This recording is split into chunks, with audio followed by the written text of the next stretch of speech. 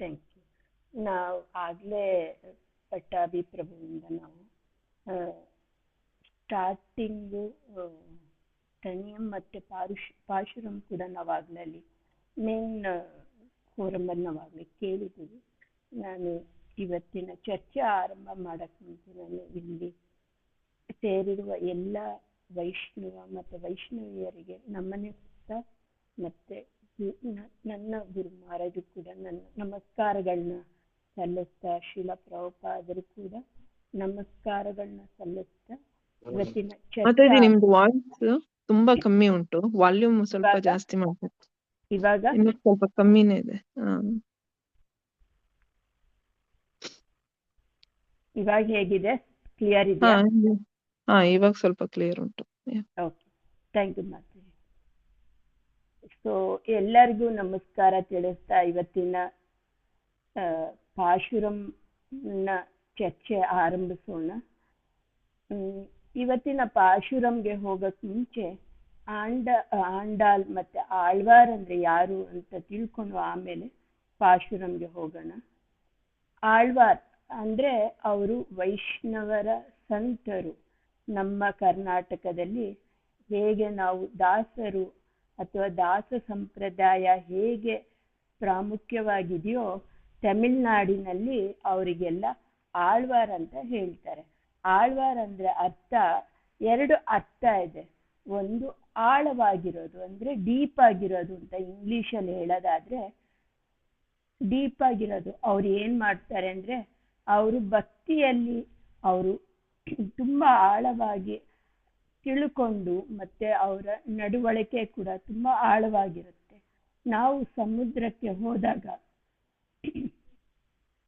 ಹೇಗೆ ಮೇಲ್ಗಡೆ ನೋಡಿದಾಗ ಬರೀ ನಾವು ನೀರು ಮತ್ತೆ ಅಲೆಗಳನ್ನ ನೋಡ್ತೀವಿ, ಬಟ್ ನಾವು ಆಳವಾಗಿ ಹೋದಾಗ ಅಲ್ಲಿ ತುಂಬ ಹಲವಾರು ರತ್ನಗಳನ್ನೆಲ್ಲ ನಾವು ನೋಡ್ತೀವಿ. ಹಾಗೆ ಭಕ್ತಿಯಲ್ಲಿ ನಾವು ಆಳವಾಗಿ ಹೋದಷ್ಟು ನಾವು ಭಗವಂತನನ್ನ ತುಂಬ ಚೆನ್ನಾಗಿ ತಿಳ್ಕೊಳ್ಬೋದು, ಮತ್ತೆ ಭಗವಂತನ ಧಾಮಕ್ಕೆ ಹೋಗಕ್ಕೆ ಕೂಡ ತುಂಬ ಸಹಾಯ ಮಾಡುತ್ತೆ ಅದು ನಮಗೆ. ಮತ್ತೆ ಇನ್ನೊಂದು ಅರ್ಥ ಆಳ್ವಾರ್ ಅಂದರೆ ಆಳುವವರಿಗೆ ಆಳ್ವಾರ್ ಅಂತ ಕರೀತಾರೆ. ಯಾರನ್ನ ಆಳ್ತಾರೆ ಅವರು ಜನಗಳನ್ನ ಆಡಲ್ಲ ಅಥವಾ ಯಾವುದೇ ಭೂಮಿಯನ್ನು ಆಳಲ್ಲ, ಅವರು ಭಗವಂತನ ಹೃದಯವನ್ನು ಆಳ್ತಾರೆ. ಭಾಗವತಮಲ್ಲಿ ತುಂಬ ಒಂದು ಸುಂದರವಾದ ಶ್ಲೋಕ ಇದೆ. ಭಗವಂತನೇ ಹೇಳೋದು, ಸಾಧವೋ ಹೃದಯಂ ಮಹ್ಯಂ ಸಾಧೂನಾಂ ಹೃದಯಂ ತ್ವಹಂ ಮದನ್ಯೇತೇನ ಜಾನಾತಿ ನಾಹಂ ತೇಭ್ಯೋ ಮನಾಗಪಿ. ಅಂದರೆ ಇದರ ಅರ್ಥ, ಭಗವಂತನ ಹೃದಯದಲ್ಲಿ ಭಕ್ತರಿರ್ತಾರೆ, ಮತ್ತೆ ಭಕ್ತರ ಹೃದಯದಲ್ಲಿ ಭಗವಂತ ಯಾವಾಗಲೂ ನೆಲೆಸಿರ್ತಾನೆ. ಮತ್ತೆ ಭಕ್ತರಿಗೆ ಭಗವಂತನ ಬಿಟ್ಟರೆ ಬೇರೆ ಏನೂ ಅವ್ರಿಗೆ ಗೊತ್ತಿಲ್ಲ, ಮತ್ತೆ ಭಗವಂತನಿಗೆ ಭಕ್ತರ್ ಬಿಟ್ಟು ಬೇರೆ ಏನೂ ಗೊತ್ತಿಲ್ಲ. ಅದರಿಂದ ಭಗವಂತ ಭಕ್ತಿಯನ್ನು ಸುಲಭವಾಗಿ ಎಲ್ಲರಿಗೂ ಕೊಡೋದಿಲ್ಲ. ಯಾಕಂದ್ರೆ ಭಗವಂತ ಭಕ್ತಿಯನ್ನು ಕೊಟ್ಟರೆ ತಾನೇ ಅವರ ಅಧೀನದಲ್ಲಿ ಇರಬೇಕಾಗತ್ತೆ. ಸೊ ಭಗವಂತ ಎಲ್ಲದನ್ನು ಸುಲಭವಾಗಿ ಕೊಡ್ತಾನೆ, ಬಟ್ ಭಕ್ತಿ ಯಾರಿಗೂ ಸುಲಭವಾಗಿ ಕೊಡೋದಿಲ್ಲ. ಯಾಕಂದ್ರೆ ಯಾರು ಭಕ್ತಿ ಮಾಡ್ತಾರೋ ಅವ್ರಿಗೆ ಏನು ಕೊಡಕ್ಕೆ ಗೊತ್ತಿಲ್ಲದೆ ತನ್ನನ್ನ ತಾನೇ ಕೊಟ್ಬಿಟ್ಟಿರ್ತಾನೆ. ಆದರೆ ಈ ಆಳ್ವಾರು ಅದೇ ರೀತಿ ಅವರು ತುಂಬ ಆಳವಾಗಿ ಅವರು ಭಕ್ತಿ ಮಾಡೋದ್ರಿಂದ ಭಗವಂತನ ಹೃದಯನು ಕೂಡ ಅವರು ಆಳ್ತಾರೆ. ನಾವು ಇದನ್ನ ಹಲವಾರು ಸತಿ ಇವನ್ ದಾಮೋದರ ಲೀಲೆ ಕೇಳಬೇಕಾದ್ರೂ ನಾವು ಇದನ್ನು ಕೇಳ್ತೀವಿ. ಹೇಗೆ ಭಗವಂತ ಏನನ್ನು ಕೊಡಕ್ಕಾಗದೆ ತನ್ನನ್ನೇ ತಾನು ಅರ್ಪಿಸ್ತಾ ಅಂತ. ಅದಕ್ಕೋಸ್ಕರ ನಾವು ಇವನ್ ಮೊದಲೇ ಸ್ಕಂದದಲ್ಲಿ ಕೂಡ ನಾವು ನೋಡ್ತೀವಿ ಹೇಗೆ ವಿದುರ ಎಲ್ಲ ಕಡೆ ಹೋಗಿ ಬರ್ತಾನೋ ಆವಾಗ ಭಕ್ತರು ಹೇಳ್ತಾರೆ, ಎಲ್ಲಿ ಭಕ್ತರು ಹೋಗ್ತಾರೋ ಅಲ್ಲಿ ಕೀರ್ತಿ ಕೂರ್ವಂತಿ ತೀರ್ತಾನೆ. ಅಂದ್ರೆ ಅವರು ಭಗವಂತನನ್ನ ಹೃದಯದಲ್ಲಿ ಇಟ್ಕೊಂಡಿರ್ತಾರೆ. ಅದರಿಂದ ಅವರು ಯಾವುದೇ ಸ್ಥಳಕ್ಕೆ ಹೋಗಿದ್ರು ಕೂಡ ಅವರು ಆ ಸ್ಥಳವನ್ನು ಕೂಡ ಅವರು ಪವಿತ್ರವಾಗಿ ಅವರು ತೀರ್ಥಕ್ಷೇತ್ರವಾಗಿ ಅವರು ಅದನ್ನ ಪರಿವರ್ತಿಸ್ತಾರೆ. ಸೊ ಇವ್ರಿಗೆ ಆಳ್ವಾರ್ ಅಂತ ಹೇಳ್ತಾರೆ. ಆಳ್ವಾರರು 12 ಜನ, ಅದರಲ್ಲಿ ಎಲ್ಲರೂ ಗಂಡಸ್ರೆ, ಬಟ್ ಆಂಡಾಳ್ ಒಬ್ಬರೇ ಹೆಂಗಸರು. ಅವರು ಭೂಮಿ ತಾಯಿಯ ಒಂದು ಸ್ವರೂಪ ಅಂತ ಕೂಡ ಹೇಳ್ತಾರೆ. ನಾವು ಮುಂಚೆ ಎಲ್ಲ ನೀವು ಕೇಳಿರ್ಬಹುದು, ಈ ಆಳ್ವಾರು ಆಕ್ಚುಲಿ ಭಗವಂತನ ತುಂಬಾ ಆಪ್ತರು ಮತ್ತು ಸಮೀಪದವರು. ಅವರು ಶಂಖ, ಚಕ್ರ, ಗದ ಇವರೆಲ್ಲ ಏನ್ ಮಾಡ್ತಾರೆ, ಭೂಮಿ ಮೇಲೆ ಭಗವಂತನ ಭಕ್ತರಾಗಿ ಜನ್ಮ ತಾಳ್ತಾರೆ. ಎಲ್ಲಾ ದೇವತೆಗಳು ಕೂಡ ಭಗವಂತನ ಭಕ್ತರೇ. ಯಾಕಂದ್ರೆ ಅವರು ಭಗವಂತನ ನಿರಂತರ ಸೇವೆಯಲ್ಲಿ ಅವರು ತೊಡಗಿರ್ತಾರೆ. ಬಟ್ ಅವರಿಗೆ ಅಲ್ಲಿ ಯಾವಾಗಲೂ ಸೇವೆ ಮಾಡೋದು ಒಂದೇ ಅಲ್ಲ, ಅವರು ಗುಣಗಾನ ಮಾಡಕ್ ಕೂಡ ತುಂಬಾನೇ ಇಚ್ಛೆ ಪಡ್ತಾರೆ. ಅವರು ಯಾವಾಗಲೂ ನಿರಂತರವಾಗಿ ಸೇವೆ ಸಲ್ಲಿಸಿದ್ರಿಂದ ಅವ್ರಿಗೆ ಗುಣಗಾನ ಮಾಡಕ್ಕೆ ತುಂಬಾ ಕಡಿಮೆ ಟೈಮ್ ಬರುತ್ತೆ. ಅದರಿಂದ ಅವರು ಭೂಮಿಗೆ ಬಂದು ಗುಣಗಾನ ಮಾಡ್ತಾರೆ. ಮತ್ತೆ ಇನ್ನೊಂದು ಅವ್ರು ಏನ್ ಮಾಡ್ತಾರೆ ಅಂದ್ರೆ, ನಮ್ಮಂಥ ಭಕ್ತಾತ್ಮರನ್ನೆಲ್ಲ ಅವರು ಭಗವಂತನ ಧಾಮಕ್ಕೆ ಕರ್ಕೊಂಡು ಹೋಗೋದಕ್ಕೆ ಪ್ರಯತ್ನ ಕೂಡ ಮಾಡ್ತಾರೆ. ಕೆಲವು ಸತಿ ಭಗವಂತ ಸ್ವಯಂ ತಾನೇ ಬಂದು ನಮ್ಮನ್ನೆಲ್ಲ ಕರ್ಕೊಂಡು ಹೋಗ್ತಾನೆ. ಕೆಲವು ಸತಿ ಈ ತರ ಆಳ್ವಾರು ಮತ್ತೆ ವೈಷ್ಣವ ಆಚಾರ್ಯರುಗಳನ್ನ ಇಲ್ಲಿಗೆ ಕಳಿಸ್ತಾ ಇರ್ತಾನೆ. ಇವರೆಲ್ಲ ಬಂದು, ಈವನ್ ನಾವು ಭಾಗವತಮಲ್ಲಿ ಕೂಡ ನೋಡಿದೀವಿ, ಯಮರಾಜ ಯಾವಾಗ್ಲೂ ಭಗವಂತನ ಸೇವೆಯಲ್ಲೇ ತೊಡಗಿರೋದ್ರಿಂದ ತಾನು ಗುಣಗಾನ ಮಾಡಕ್ಕಾಗೋದಿಲ್ಲ ಅಂತ ಹೇಳಿ ಇಲ್ಲಿ ವಿದುರನಾಗಿ ಈ ಭೂಮಿಗೆ ಬಂದು ಭಗವಂತನ ಗುಣಗಾನವನ್ನು ಕೇಳಿ ಮತ್ತೆ ಗುಣಗಾನ ಮಾಡೋದಕ್ಕೆ ಕೂಡ ಇಲ್ಲಿ ಪ್ರಯತ್ನ ಪಡ್ತಾರೆ ಅವರು. ಹಾಗೇನೆ ಈ ಆಳ್ವಾರು ಕೂಡ ಯಾವಾಗ್ಲೂ ಭಗವಂತನ ಗುಣಗಾನ ಮಾಡ್ತಾ ಇರ್ತಾರೆ.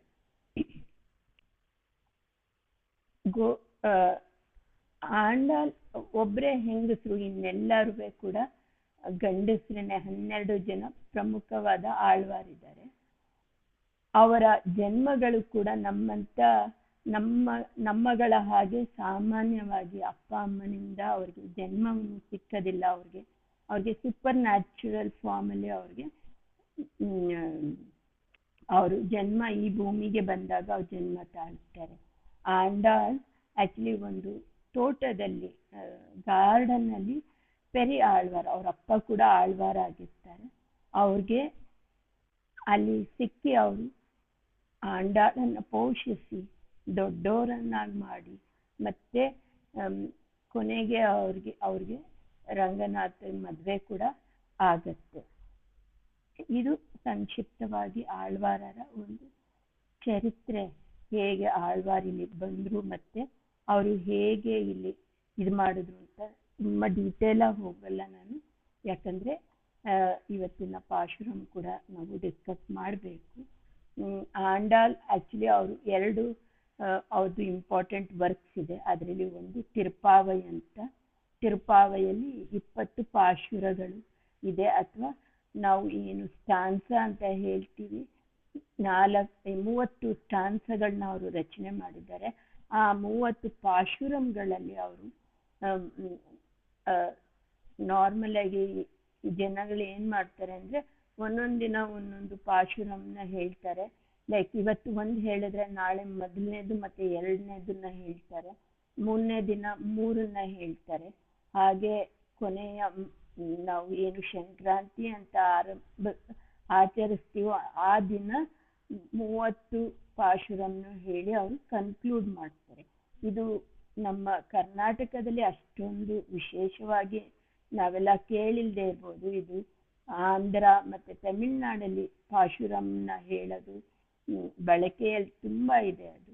ಬಟ್ ನಾವೇನ್ ಮಾಡ್ತೀವಿ ಅಂದ್ರೆ, ನಾವು ದೇವಸ್ಥಾನಕ್ಕೆ ಹೋಗ್ತೀವಿ, ಮತ್ತೆ ಮಂಗಳಾರತಿ ಮಾಡ್ತೀವಿ, ಮತ್ತೆ ಹುಗ್ಗಿಯನ್ನು ಮಾಡಿ ನಾವು ಅದನ್ನ ನೈವೇದ್ಯ ಮಾಡಿ ನಾವು ಕೂಡ ಇದು ಮಾಡ್ತೀವಿ.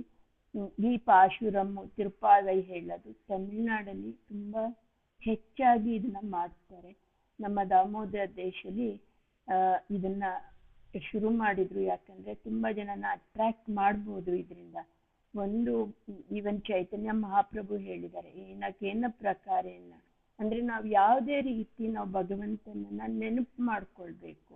ನೆನಪು ಮಾಡ್ಕೊಳ್ಳೋದ್ರಿಂದ ನಾವೆಲ್ಲರೂ ಭಗವಂತನ ಧಾಮಕ್ಕೆ ಸುಲಭವಾಗಿ ಹೋಗ್ಬೋದು. ಪ್ರತಿಯೊಂದು ನಮ್ಮ ಹಿಂದೂ ಕ್ಯಾಲೆಂಡರ್ ಅಲ್ಲಿ 12 ಮಾಸಗಳಿದೆ. ಒಂದೊಂದು ಮಾಸದಲ್ಲಿ ಕೂಡ ಒಂದು ವಿಶೇಷತನ ಇರುತ್ತೆ. ಕೆಲವೊಂದು ಮಾಸಗಳು ತುಂಬಾ ವಿಶೇಷವಾಗಿದೆ. ಏನಂದ್ರೆ ಒಂದು ದಾಮೋದರ್ ಮಂತ್ ಅಥವಾ ಕಾರ್ತಿಕ್ ಮಾಸ ಅಂತ ನಾವು ಹೇಳ್ತೀವಿ. ಅಲ್ಲಿ ಭಗವಂತ ಏನ್ ಹೇಳ್ತಾನೆ ಅಂದ್ರೆ, ನೀವು ಜಸ್ಟ್ ದೀಪ ತೋರಿಸಿ ಸಾಕು, ನಿಮ್ಮ ಎಲ್ಲ ಪಾಪಗಳನ್ನು ನಾನು ತಗೊಳ್ತೀನಿ.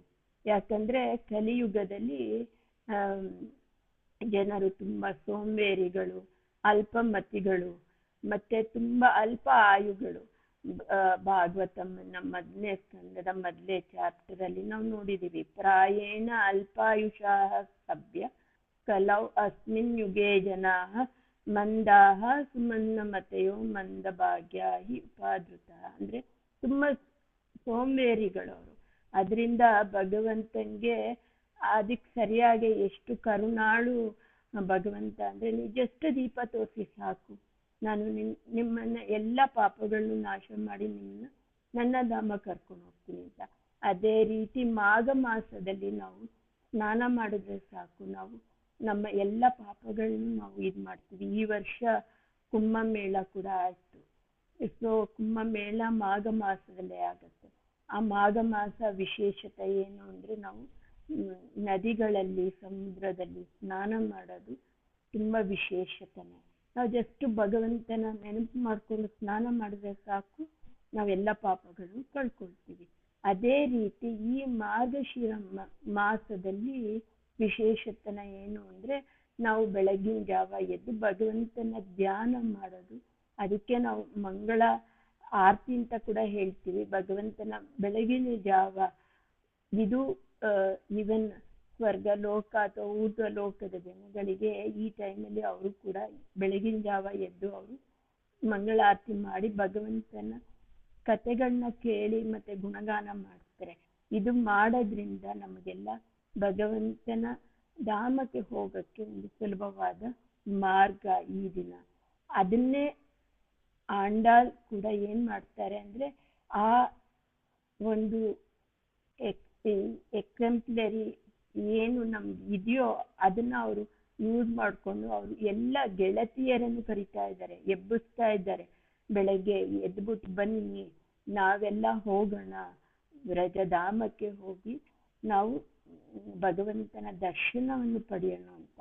ಈವನ್ ಗೋಪಿಯರು ಕೂಡ ಮಾರ್ಗಶಿರ ಮಂತ್ರದಲ್ಲಿ ಕಾತ್ಯಾಯಿನಿ ವ್ರತವನ್ನು ಮಾಡ್ತಾರೆ. ನಂದಗೋಪ ಅಂದ್ರೆ ಕೃಷ್ಣನನ್ನ ತಮ್ಮ ಗಂಡನನ್ನಾಗಿ ಪಡೆಯೋದಕ್ಕೋಸ್ಕರ ಅವರು ಕೂಡ ಕಾತ್ಯಾಯಿನಿ ವ್ರತ ಮಾಡ್ತಾರೆ. ಅದೇ ಫುಟ್ ಸ್ಟೆಪ್ಸ್ ಅಲ್ಲಿ ಇವನ್ ಆಂಡಾಳ್ ಕೂಡ ಏನ್ ಹೇಳ್ತಾ ಇದ್ದಾರೆ, ತಮ್ಮ ಗೆಳತಿಯರನ್ನು ಪ್ರತಿದಿನ ಎಬ್ಬಿಸ್ತಾರೆ. ಎಬ್ಬಿಸ್ಬಿಟ್ಟು ಬನ್ನಿ ಹೋಗೋಣ ಅಂತ. ಈ ಮಾಸವನ್ನು ಧನುರ್ಮಾಸ ಅಂತ ಕೂಡ ಕರೀತಾರೆ. ಧನುರ್ಮಾಸದಲ್ಲಿ ತುಂಬಾ ಚಳಿ ಇರುತ್ತೆ, ಬಟ್ ಅದು ಕೂಡ ಒಂದು ಆಸ್ಟಿರಿಟಿ. ಈ ಚಳಿಗಾಲದಲ್ಲಿ ಯಾರಿಗೂ ಬೆಳಗ್ಗೆ ಬೇಗ ಎದ್ದೇಳೋದಿಕ್ಕೆ ಇಷ್ಟ ಆಗೋದಿಲ್ಲ. ಬೆಚ್ಚಗೆ ಹೊದ್ಕೊಂಡು ಮಲ್ಕೊಳ್ಳೋಣ ಅಂತ ನಮ್ಮ ಮನಸ್ಸು ಹೇಳುತ್ತೆ. ಈ ಒಂದು ಸಣ್ಣ ಒಂದು ಆಸ್ಟಿರಿಟೀಸ್ ನಾವು ಮಾಡಿದ್ರೆ, ನಾವು ಭಗವಂತನಿಗೋಸ್ಕರ ಮಾಡಿದ್ರೆ ಭಗವಂತ ತೃಪ್ತಿಯಾಗಿ ನಮ್ಮನ್ನೆಲ್ಲ ತನ್ನ ಧಾಮಕ್ಕೆ ಕರ್ಕೊಂಡು ಹೋಗ್ತಾನೆ. ಸೊ ಆಸಿಡಿಟಿ ಅಂದ ತಕ್ಷಣ ನಾವು ಹೆಚ್ಚಿಗೇನು ಮಾಡಬೇಕಾಗಿಲ್ಲ. ಬೆಳಗ್ಗೆ ಎದ್ದು ಸ್ನಾನ ಮಾಡಿ ಭಗವಂತನ ಮಂಗಳಾರತಿ ಮಾಡಿ ನಾವು ಭಗವಂತನ ಕಥೆಯನ್ನು ಕೇಳಬೇಕು. ಸೊ ನಮ್ಮ ದಾಮೋದರ ದೇಶದಲ್ಲಿ ಇದೊಂದು ಒಳ್ಳೆ ಪ್ಲಾಟ್ಫಾರ್ಮ್ ಕೂಡ ನಮಗೆಲ್ಲ ಕೊಟ್ಟಿದ್ದಾರೆ ಭಗವಂತನ ಗುಣಗಾನ ಮಾಡಕ್ಕೆ ಮತ್ತೆ ಭಗವಂತನ ಬಗ್ಗೆ ಕೇಳೋದಿಕ್ಕೆ ಕೂಡ. ಸೊ ಪ್ರಯತ್ನ ಪಡಿ ನೀವೆಲ್ಲರೂ. ಇವತ್ತಿಂದ ಆರಂಭ ಆಗಿ 30 ದಿನಗಳು ನಿಮ್ಮ ಮನೆಯಲ್ಲಿ ಇನ್ನೂ ನಮ್ಮ ಸೋಂಬೇರಿತನಕ್ಕೆ ಇನ್ನೂ ಸುಲಭವಾಗಿ ನಮಗೆ ಆನ್ಲೈನಲ್ಲೇ ಜಸ್ಟ್ ಒಂದು ಕಂಪ್ಯೂಟರ್ ಜಸ್ಟ್ ಕ್ಲಿಕ್ ಮಾಡಬೇಕಷ್ಟೇ. ಕ್ಲಿಕ್ ಮಾಡಿದ್ರೆ ಸಾಕು, ನಾವು ಭಗವಂತನ ಗುಣಗಾನವನ್ನು ಕೇಳ್ಬೋದು. ಎಷ್ಟು ಸುಲಭವಾಗಿ ನಮ್ಮ ಸೋಂಬೇರಿತನಕ್ಕೆ ತಕ್ಕಂತೆ ನಮ್ಗೆ ಇನ್ನೂ ಸುಲಭವಾದ ಮಾರ್ಗಗಳು ಕೂಡ ಭಗವಂತ ನಮ್ಗೆ ಕೊಡ್ತಾ ಇದ್ದಾನೆ. ಸೊ ನಾವಾಗ್ಲೇ ಚರ್ಚೆ ಮಾಡಿದಾಗೆ ಶಂಖ, ಚಕ್ರ, ಗದ, ಪದ್ಮ ಇವರೆಲ್ಲರೂ ಕೂಡ ನಮ್ಮ ಭೂಮಿಗೆ ಬಂದು ಅವರು ನಮ್ಮನ್ನ ಆಳ್ವಾರಾಗಿ ಇದು ಮಾಡ್ತಾರೆ. ಪ್ರಮುಖವಾದದ್ದು ನೀವೆಲ್ಲ ಮೋಸ್ಟ್ಲಿ ಕೇಳಿರ್ಬೋದು, ಕೌಸ್ತುಭಮಣಿ ಕುಲಶೇಖರ ಆಳ್ವಾರಾಗಿ ಈ ಭೂಮಿಗೆ ಬಂದು ಅವರು ಒಂದು ಸುಂದರವಾದ ಮುಕುಂದಮಾಲ ಸ್ತೋತ್ರ ಕೂಡ ರಚಿಸಿದ್ದಾರೆ. ಅದರಲ್ಲಿ ಅವ್ರು ಹೇಳ್ತಾರೆ, ಅಂತ್ಯ ಕಾಲದಲ್ಲಿ ನನಗೆ ನೆನಪು ಮಾಡ್ಕೊಳಕ್ ಆಗೋದಿಲ್ಲ, ಯಾಕಂದ್ರೆ ವಾತ, ಕಫ, ಪಿತ್ತ ಎಲ್ಲ ಜಾಸ್ತಿ ಆಗುತ್ತೆ. ಆ ಟೈಮಲ್ಲಿ ನಮ್ಗೆ ನೆನಪು ಮಾಡ್ಕೊಳಕ್ ಆಗೋದಿಲ್ಲ. ಸೊ ನನ್ನ ಕಾನ್ಶಿಯಸ್ ಚೆನ್ನಾಗಿರ್ಬೇಕಾದ್ರೆ ನನಗೆ ಪ್ರಾಣವನ್ನು ತಗೋ ಅಂತ.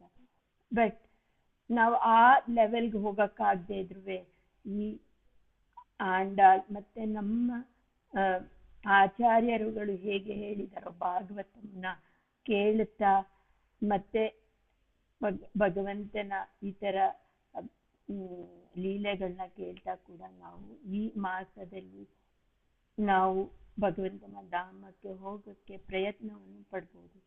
ಸೊ ಮೊದಲನೇ ಪಾಸುರಮಲ್ಲಿ ಏನ್ ಹೇಳ್ತಾ ಇದ್ದಾರೆ ಆಂಡಾಳ್ ಅಂದ್ರೆ, ನಾನು ಅದನ್ನ ಚಾಂಟ್ ಮಾಡಲ್ಲ, ಯಾಕಂದ್ರೆ ಅದು ಸ್ವಲ್ಪ ಕಷ್ಟ ಇದೆ ನನಗೆ, ಅದು ತಮಿಳಲ್ಲಿ ಇರೋದ್ರಿಂದ.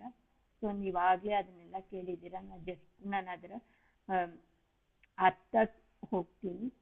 ಅದರಲ್ಲಿ ಆಂಡಾಳ್ ಏನ್ ಹೇಳ್ತಾರೆ ಅಂದ್ರೆ, ಈ ಮಾರ್ಗಶಿರ ಮಾಸದ ಹುಣ್ಣಿಮೆಯ ದಿನ ಎಲ್ಲರೂ ಬೇಗ ಎದ್ದು ಸ್ನಾನ ಮಾಡಿ ಅಲಂಕಾರವಾಗಿ ಬನ್ನಿ, ನಾವೆಲ್ಲ ಗೋಕುಲಕ್ಕೆ ಹೋಗೋಣ. ಗೋಕುಲದಲ್ಲಿ ಕೃಷ್ಣ ಇದ್ದಾನೆ. ಕೃಷ್ಣ ಸರ್ವ ಐಶ್ವರ್ಯ ಮತ್ತೆ ಷಡೈಶ್ವರ್ಯಗಳನ್ನ ತುಂಬಿರುವಂತಹ ಈ ಪರಮ ಪುರುಷನ್ನ ಹೋಗಿ ನೋಡೋಣ. ನೋಡಿ ಅಲ್ಲಿ ಅವನ ಹತ್ರ ನಾವು ಒಂದು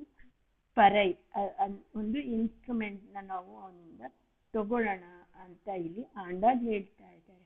ಮತ್ತೆ ಅವರು ಏನ್ ಹೇಳ್ತಾ ಇದ್ದಾರೆ, ಕೃಷ್ಣ ನಂದ ಮತ್ತೆ ಯಶೋದೆಯ ಮಗ, ಯಾರು ಎಲ್ಲ ವ್ರಜವಾಸಿಯನ್ನ ಯಾರು ಕಾಪಾಡಿದ್ದಾನೆ ಯಾವಾಗ್ಲೂ, ಅಂತಹ ಸುಂದರವಾದ ಮೇಘಶ್ಯಾಮ ಅಂದ್ರೆ ಅವನ ಕಾಂಪ್ಲೆಕ್ಷನ್ ಕೂಡ ಒಂದು ಡಾರ್ಕ್ ಕ್ಲೌಡ್ಸ್ ಇದ್ದ ಹಾಗೆ ಇದೆ. ಮತ್ತೆ ತನ್ನ ಮುಖ ಹೇಗೆ ಸೂರ್ಯ ಚಂದ್ರರು ತುಂಬಾ ಪ್ಲೀಸಿಂಗ್ ಆಗಿ ಅವರು ಇದು ಮಾಡ್ತಾರೋ ಹಾಗೆ ಕೃಷ್ಣ ಕೂಡ ತುಂಬಾನೇ ಎಫಲ್ಜೆಂಟ್ ಆಗಿ ಇದ್ದಾನೆ. ಸೊ ಅವನನ್ನ ಹೋಗಿ ನೋಡೋಣ ಬನ್ನಿ ಅಂತ ಕರಿತಾ ಇದ್ದಾರೆ.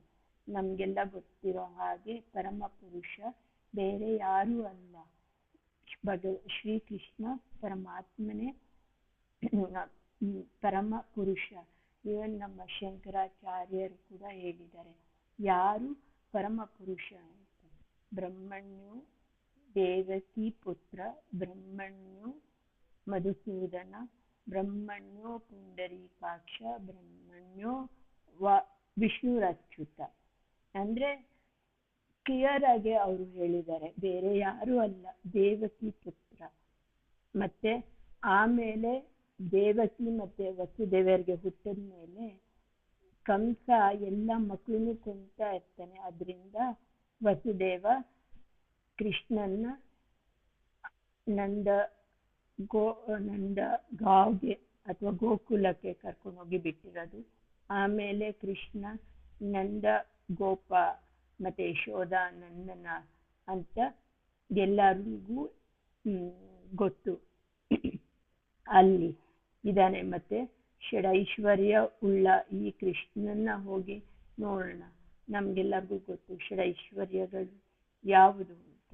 ತುಂಬಾನೇ ಐಶ್ವರ್ಯ, ನಮಗೂ ಎಲ್ಲ ಐಶ್ವರ್ಯ ಇರುತ್ತೆ, ಬಟ್ ಎಲ್ಲ ಪ್ರಪಂಚದಲ್ಲಿ ತುಂಬಾ ಹೆಚ್ಚಿನ ಐಶ್ವರ್ಯ ಭಗವಂತನಿಗೆ ಇರುತ್ತೆ. ಮತ್ತೆ ತುಂಬಾ ಸುಂದರವಾಗಿ ಇದ್ದಾನೆ, ಅತಿ ಸುಂದರವಾಗಿ ಭಗವಂತ ಇರೋದು. ಮತ್ತೆ ಎಲ್ಲ ಆಪ್ಯುಲೆಂಟು ಮತ್ತೆ ಎಲ್ಲ ಶಕ್ತಿ ಎಲ್ಲದೂ ಇದ್ರೂ ಕೂಡ ಭಗವಂತ ಎಲ್ಲದೂ ರಿನೌನ್ಸ್ ಆಗಿ ಯಾವುದಕ್ಕೂ ಅಟ್ಯಾಚ್ ಆಗದೆ ಅಷ್ಟು ಐಶ್ವರ್ಯಗಳಿದ್ರು ಕೂಡ ಕಂಪ್ಲೀಟ್ ರಿನೌನ್ಸ್ ಆಗಿ ಇರ್ತಾನೆ. ಅದು ಒಂದು ಕ್ವಾಲಿಟಿ ಪರಮ ಪುರುಷನಿಗೆ. ಮತ್ತೆ ಅವನು ಎಲ್ಲರನ್ನೂ ಕಾಪಾಡ್ತಾ ಇರ್ತಾನೆ. ನಾವು ಮುಂಚೆ ನೀವೆಲ್ಲ ಹಲವಾರು ಸತಿ ಕೇಳಿದ್ದೀರಾ ಕೃಷ್ಣ ಲೀಲೆಯಲ್ಲಿ, ತಾನು ಹುಟ್ಟಿದಾಗಿಂದನೂ ತುಂಬಾ ಅಸುರರು ಬಂದ್ರು ಮಕ್ಕಳನ್ನ ಕೊಲ್ಲಕ್ಕೆ, ಕೃಷ್ಣನ್ನ ಕೊಲ್ಲಕ್ಕೆ. ಕಂಸ ತುಂಬಾ ಯೋಜನೆಗಳನ್ನ ಮಾಡಿ ತುಂಬಾ ಅಸುರರನ್ನ ಅಲ್ಲಿಗೆ ಕಳಿಸಿದ್ದ ಭಗವಂತನ ಪರಮ ಪುರುಷನಾದ ಕೃಷ್ಣನ ಕೊಲ್ಲಕ್ಕೆ ಮತ್ತೆ ಬ್ರಜವಾಸಿಗಳಿಗೆ ತೊಂದರೆ ಕೊಡೋದಕ್ಕೆ. ಬಟ್ ಕೃಷ್ಣ ಚಿಕ್ಕ ವಯಸ್ಸಿನಿಂದ ಕೂಡ ಅವನು ಎಲ್ಲಾನು ರಕ್ಷಣೆ ಮಾಡ್ತಾ ಇದ್ದ. ಜಾಸ್ತಿ ಏನು ಶ್ರಮ ಪಡೆದರೂ ಕೂಡ ಚಿಕ್ಕ ಮಗು ಆಗಿರ್ಬೇಕಾದ್ರೆ ಪೂತನನ್ನ ಕೊಂದ, ಮತ್ತೆ ಶರಕಾಸುರನನ್ನ ಕೊಂದ. ಹಾಗೆ ಎಲ್ಲ ಅಸುರರನ್ನು ಬಂದು ಅವ್ರಿಗೆ ಏನು ಫ್ರೀಯ ಏನು ತೊಂದರೆಗಳಿಲ್ಲ ಅಂತ ಅಲ್ಲ, ಬ್ರಜವಾಸಿಗಳು ಕೂಡ ತುಂಬಾ ತೊಂದರೆ ಕೊಡೋ ಅಸುರರುಗಳು ಇದ್ರು. ಹಾಗೆ ಭಗವಂತ ನಮ್ಗಳಿಗೂ ಕೂಡ ರಕ್ಷಣೆಯನ್ನು ನೀಡ್ತಾನೆ. ನಮ್ಮ ಅಜ್ಞಾನವನ್ನು ಅಂಧಕಾರವನ್ನು ಹೋಗಿಸ್ತಾ ನಮ್ಮನ್ನು ಕೂಡ ರಕ್ಷಣೆ ಮಾಡ್ತಾನೆ. ಬಟ್ ನಾವು ಮಾಡಬೇಕಾಗಿರೋದು ಒಂದು ಕೆಲಸ ಏನಂದ್ರೆ, ನಾವು ಭಗವಂತನಿಗೆ ಶರಣಾಗಬೇಕು. ಮತ್ತೆ ಭಗವಂತನಲ್ಲಿ ಒಂದು ಶ್ರದ್ಧೆ ಅಥವಾ ಫೇತ್ ಅಂತ ನಾವೇನು ಹೇಳ್ತೀವಿ ಅದನ್ನ ನಾವು ಇದ್ರೆ, ನಾವು ಭಕ್ತಿಯನ್ನು ಮಾಡಿದ್ರೆ, ನಮ್ಮ ಕಂಫರ್ಟ್ ಝೋನಿಂದ ಒಂಚೂರು ಹೊರಗೆ ಬಂದ್ರೆ ನಾವು ಭಗವಂತ ನಮ್ಮನ್ನ ಕಾಪಾಡ್ತಾನೆ. ಭಗವಂತ ಏನು ಹೇಳ್ತಾನೆ ಅಂದ್ರೆ, ನನಗೆ ಒಂದು ಹೂವ, ಒಂದು ತೊಟ್ಟು ನೀರು ಅಥವಾ ಒಂದು ಎಲೆ ಅಥವಾ ಒಂದು ಹೂವ ನನಗೆ ಪ್ರೀತಿಯಿಂದ ಕೊಡಿ ಸಾಕು, ನಾನು ಅದನ್ನ ಸ್ವೀಕರಿಸ್ತೀನಿ ಅಂತ ನಾವು ಮಾಡಬೇಕಾಗಿದ್ದು ಅಷ್ಟೇ.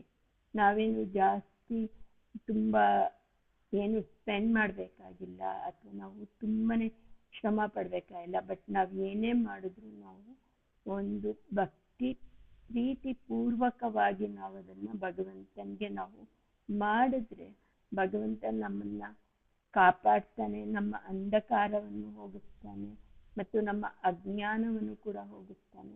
ಎಲ್ಲದಕ್ಕಿಂತ ಮುಖ್ಯವಾಗಿ ಭಗವಂತ ನಮ್ಮನ್ನ ತನ್ನ ಧಾಮಕ್ಕೆ ಕರ್ಕೊಂಡು ಹೋಗ್ತಾನೆ. ಅದು ನಮ್ಮ ಗೋಲು. ನಮ್ಗೆಲ್ಲ ಗೋಲ್ಸ್ ಇರುತ್ತೆ, ಏನು ತುಂಬಾನೇ ಐಶ್ವರ್ಯ ಪಡಿಬೇಕು ಅಥವಾ ತುಂಬಾನೇ ಓದಬೇಕು, ನಾವು ಸಮಾಜದಲ್ಲಿ ತುಂಬಾ ದೊಡ್ಡ ಹೆಸರನ್ನು ಗಳಿಸ್ಬೇಕು ಅಂತ ನಮಗೆಲ್ಲ ಆಸೆ ಇರುತ್ತೆ. ಬಟ್ ನಮ್ಮ ಅಲ್ಟಿಮೇಟ್ ಗೋಲ್ ಏನಂದ್ರೆ ನಾವೆಲ್ಲ ಭಗವಂತನ ಧಾಮಕ್ಕೆ ಹೋಗೋದು. ಇದೆಲ್ಲ ಆಟೋಮೆಟಿಕ್ ಆಗಿ ಬೇರೆ ಎಲ್ಲದೂ ಬರುತ್ತೆ. ನಾವು ಏನೇ ಕೆಲಸ ಏನೇ ಮಾಡ್ತಾ ಇರ್ಲಿ, ನಾವು ಓದಬೇಕಾದ್ರೂ ಕೂಡ 24 ಗಂಟೆ ಕಾಲು ಓದೋದಕ್ಕಾಗೋದಿಲ್ಲ.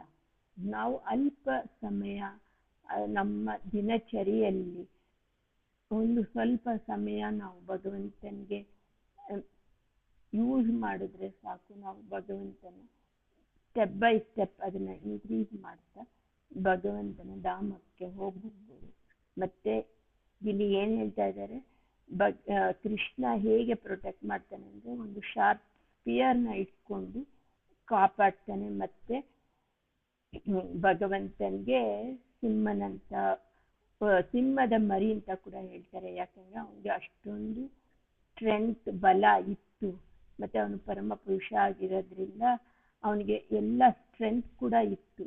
ಅವನು ಕಾಪಾಡ್ತಾ ಇದ್ದಾನೆ ಅಂತ ಇಲ್ಲಿ ಹೇಳ್ತಾರೆ. ಯಶೋಧ ನಂದ ಪರಮ ಪುರುಷ ಅಂತ ಇಲ್ಲಿ ಹೇಳಿದ್ದಾರೆ. ಮತ್ತೆ ಇನ್ನೊಂದು ಏನ್ ಹೇಳಿದ್ದಾರೆ ಆಂಡನಂದ್ರೆ, ಮೇಘಶ್ಯಾಮ.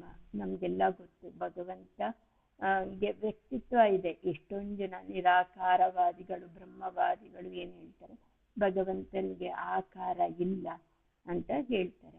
ಆಕ್ಚುಲಿ ಭಗವಂತನಿಗೆ ಆಕಾರ ಇದೆ.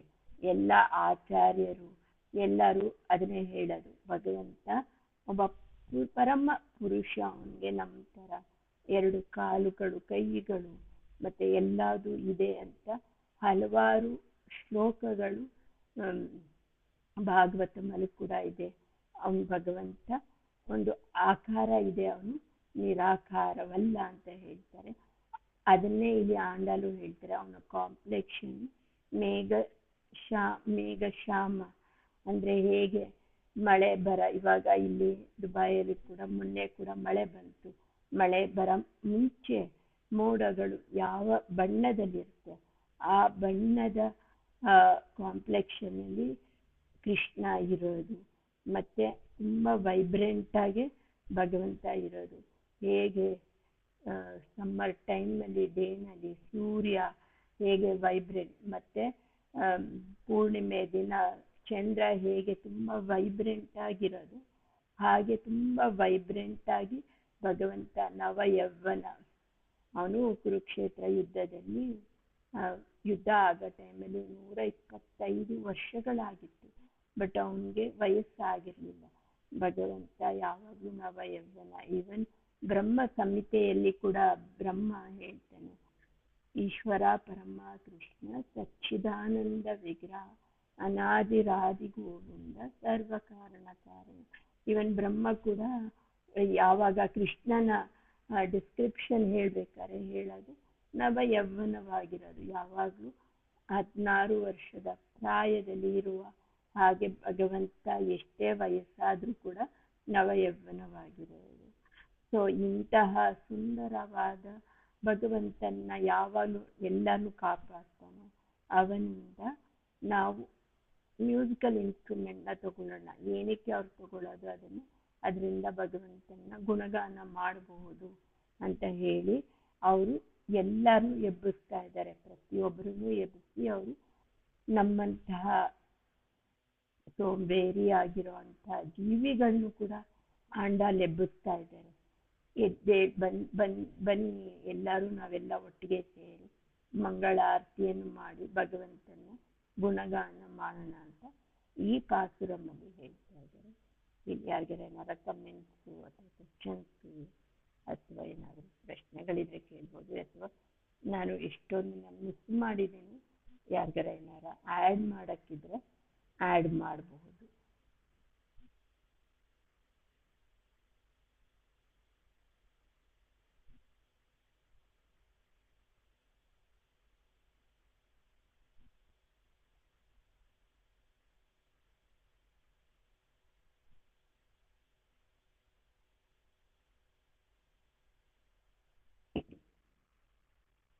ಹರೇ ಕೃಷ್ಣ ಮಾತಾಜಿ, ತುಂಬಾ ಧನ್ಯವಾದಗಳು. ಯಾರಿಗಾದ್ರೂ ಏನಾದ್ರೂ ಕ್ವಶನ್ಸ್ ಇದ್ರೆ ಅಥವಾ ಏನಾದ್ರೂ ಹೇಳ್ಲಿಕ್ಕಿದ್ರೆ ಅನ್ಮ್ಯೂಟ್ ಮಾಡಿ ಹೇಳಿ ಅಂತ ಕೇಳ್ಕೊಳ್ತೇನೆ.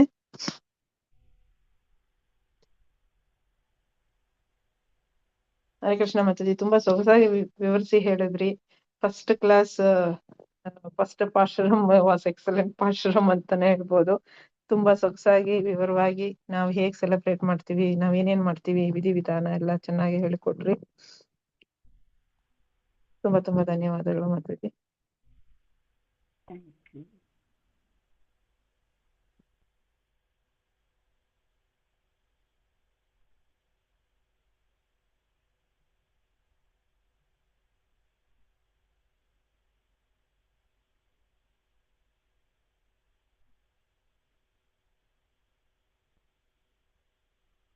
ಆಂಡಾಲಿನ ಇನ್ನೊಂದು ಹೆಸರು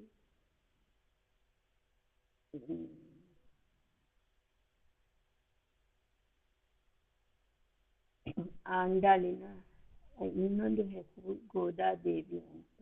ಅವರು ಶ್ರೀವಳ್ಳಿ ಪುತ್ತೂರಿನಲ್ಲಿ ಅವರು ಜನ್ಮ ತಾಳಿದ್ರು. ಅದು ಪ್ರಮುಖವಾದ ಸೇವೆ ಏನು ಅಂದ್ರೆ ಅವರು ಹಾರವನ್ನು ಮಾಡಿ ಅವರು ಭಗವಂತನಿಗೆ ಅರ್ಪಿಸ್ತಾ ಇದ್ರು ಪ್ರತಿನಿತ್ಯ. ಚಿಕ್ಕವರಿಂದನೂ ಕೂಡ ಅವರು ಹೂವುಗಳನ್ನ, ಸುಂದರವಾದ ಹೂವುಗಳನ್ನ ಅವರು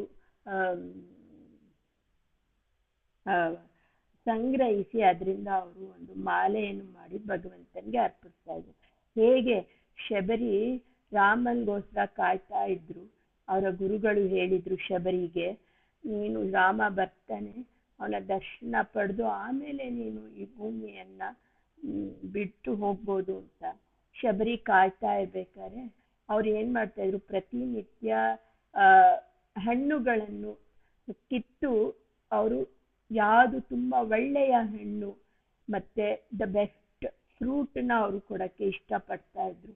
ಹಾಗೆ ಆಂಡಾಳು ಏನ್ ಮಾಡ್ತಾ ಇದ್ರು ಅಂದ್ರೆ ತುಂಬಾ ಚೆನ್ನಾಗಿರೋ ಪುಷ್ಪಗಳನ್ನ ಕಿತ್ಬಿಟ್ಟು ಅದನ್ನ ಹಾರ ಮಾಡಿ ಅವರು ಮಾಡೋದಲ್ಲದೆ ಅವ್ರು ಕೂಡ ಚೆಕ್ ಮಾಡ್ತಾ ಇದ್ರು, ಇದು ಕರೆಕ್ಟ್ ವೆಯ್ಟ್ ಇದೆಯಾ, ಇದು ಉದ್ದ ಕರೆಕ್ಟ್ ಆಗಿರತ್ತಾ, ಹಿಂಗೆ ಚೆಕ್ ಮಾಡ್ತಾ ಇದ್ರು. ನಾವು ಆಗ್ಲೇ ಕೇಳಿದ್ವಿ, ಹೇಗೆ ಭಗವಂತ ನಾವು ಒಂದು ಹೂವು ಅಥವಾ ಒಂದು ಹಣ್ಣು ಅಥವಾ ಒಂದು ಎಲೆಯನ್ನು ನೀನು ನನಗೆ ಪ್ರೀತಿ ಪೂರ್ವಕವಾಗಿ ಅರ್ಪಿಸು, ಅದು ನಾನು ಸ್ವೀಕರಿಸ್ತೀನಿ ಅಂತ. ಅದೇ ರೀತಿ ಆಂಡಾಳು ಏನ್ ಮಾಡ್ತಾ ಇದ್ರು, ಅವ್ರದ್ದು ಮೇನ್ ಸೇವೆ ಏನು ಅಂದ್ರೆ ರಂಗನಾಥ ದೇವರಿಗೆ ಅವರು ಪ್ರತಿನಿತ್ಯ ಹೂವಿನ ಮಾಲೆಯನ್ನು ಮಾಡಿಕೊಡ್ತಾ ಇದ್ರು. ಬಟ್ ಒಂದು ದಿನ ಏನಾಯ್ತು ಅಂದ್ರೆ ಅವರು ಧರಿಸಿದಾಗ ಒಂದು ಕೂದಲು ಆ ಹಾರಕ್ಕೆ ಸೇರ್ಕೊಂಡ್ಬಿಟ್ಟಿತ್ತು. ಇದನ್ನ ಅವ್ರ ಅಪ್ಪ ತಗೊಂಡೋಗಿ ರಂಗನಾಥ ದೇವರಿಗೆ ಅವರು ಅದನ್ನ ಅರ್ಪಿಸಿದಾಗ ಆ ಕೂದಲನ್ನು ನೋಡಿದ್ರು ಮಾಲೆಯಲ್ಲಿ. ಅದು ನೋಡಿದಾಗ ಅವ್ರಿಗೆ ತುಂಬಾ ಕೋಪ ಬರುತ್ತೆ, ನೀನು ಇದನ್ನ ಯೂಸ್ ಮಾಡಿರೋದು ಭಗವಂತನಿಗೆ ಕೊಡಬಾರ್ದು, ನಾವು ಇದನ್ನೆಲ್ಲ ಕತೆಗಳನ್ನ ಕೇಳಿದಾಗ ಒಂದ್ಸತಿ ನಮ್ಗೂ ಅನ್ಸುತ್ತೆ ನಾವು ಕೂಡ ತಿನ್ಬಿಟ್ಟು ಅಥವಾ ಇದು ಮಾಡ್ಬಿಟ್ಟು ನಾವು ಹಂಗೆ ಮಾಡಬಾರದು, ನಾವು ಯಾವಾಗ್ಲೂ ನೈವೇದ್ಯ ಮಾಡಿ ಆಮೇಲೆ ನಾವು ತಿನ್ಬೇಕು. ಅದೇ ರೀತಿ ಆಂಡಾಳರ ಅಪ್ಪ ಬೈತಾರೆ, ನೀನು ಇದನ್ನ ಧರಿಸಿದ ಮೇಲೆ ಭಗವಂತನಿಗೆ ಅರ್ಪಿಸ್ಬಾರ್ದು ಅಂತ ತುಂಬಾ ಬೈತಾರೆ. ಬಟ್ ಅವಾಗ ಗೋದಾದೇವಿ ಅಥವಾ ಆಂಡಾಳ್ಗೆ ತುಂಬಾ ಬೇಜಾರಾಗತ್ತೆ, ಇದನ್ನ ನಾನು ಪ್ರೀತಿಯಿಂದ ಮಾಡಿ ನಾನು ಇದನ್ನ ಕೊಡ್ತಾ ಇದ್ದೀನಿ, ಬಟ್ ನಮ್ಮಪ್ಪ ತುಂಬಾ ಬೈದ್ರಲ್ಲ, ನಾನೇನಾದ್ರು ತುಂಬಾ ದೊಡ್ಡ ತಪ್ಪು ಮಾಡಿದ್ದೀನಿ ಅಂತ. ಬಟ್ ಆವತ್ತಿನ ರಾತ್ರಿ ಆಂಡಾಳ ಅಪ್ಪಂಗೆ ಭಗವಂತ ಕನಸಲ್ಲಿ ಬಂದು ಹೇಳ್ತಾನೆ, ನನಗೆ ಅವಳು ಧರಿಸಿದ ಹಾರವನ್ನೇ ನೀನು ನನಗೆ ಅರ್ಪಿಸ್ಬೇಕು, ಯಾಕಂದ್ರೆ ಅವಳ ತನ್ನ ಪ್ರೀತಿಯಿಂದ ಮತ್ತೆ ತುಂಬಾ ಭಕ್ತಿ ಪೂರ್ವಕವಾಗಿ ಮಾಡಿ ಮತ್ತೆ ಅವಳು ಧರಿಸಿ ನೋಡಿದ ಮೇಲೆ ನನಗೆ ಅದನ್ನ ಅರ್ಪಿಸ್ಬೇಕು ಅಂತ ಹೇಳಿದಾಗ ನೆಕ್ಸ್ಟ್ ಡೇ ಇಂದ ಅವ್ರ ಅಪ್ಪ ಅದನ್ನ ಅಲೋ ಮಾಡ್ತಾರೆ ಹಂಗೆ ಮಾಡೋದಿಕ್ಕೆ. ಅವರು ಚೆಕ್ ಮಾಡಿ ಸೈಜ್ ಕರೆಕ್ಟ್ ಆಗಿದ್ಯಾ, ಇದು ಚೆನ್ನಾಗಿದ್ಯಾ ಕನ್ನಡಿಯಲ್ಲಿ ನೋಡ್ಕೊಂಡು ಆಮೇಲೆ ಅದನ್ನು ಕೊಡ್ತಾರೆ. ಸೊ ಇವರೆಲ್ಲ ತುಂಬಾ ಎಲಿವೇಟೆಡ್ ಡಿವೋಟೀಸ್. ಅವರೆಲ್ಲ ಮಾಡೋ ತರ ನಾವು ಕೂಡ ಮಾಡಕ್ ಹೋಗ್ಬಾರ್ದು, ನಾವು ಅದನ್ನ ಫಸ್ಟ್ ಭಗವಂತನಿಗೆ ಅರ್ಪಿಸ್ಬೇಕು, ಆಮೇಲೆ ಅವರಿಗೆ ರಂಗನಾಥನ ಜೊತೆ ಗೋದಾದೇವಿಗೆ ಅವರು ದೊಡ್ಡವರಾದ ಮೇಲೆ ರಂಗನಾಥನ ಜೊತೆ ಮದುವೆ ಆಗತ್ತೆ. ಮತ್ತೆ ಅವರು ಇಬ್ರುವೆ ಭಗವಂತನ ಧಾಮಕ್ಕೆ ಹೋದ್ರು ಗೋದಾದೇವಿ ಮದುವೆ ಆದ್ಮೇಲೆ ಅಂತ ಕೂಡ ನಾನು ಈ ಕಥೆಯನ್ನು ಕೂಡ ಕೇಳಿದ್ದೀನಿ.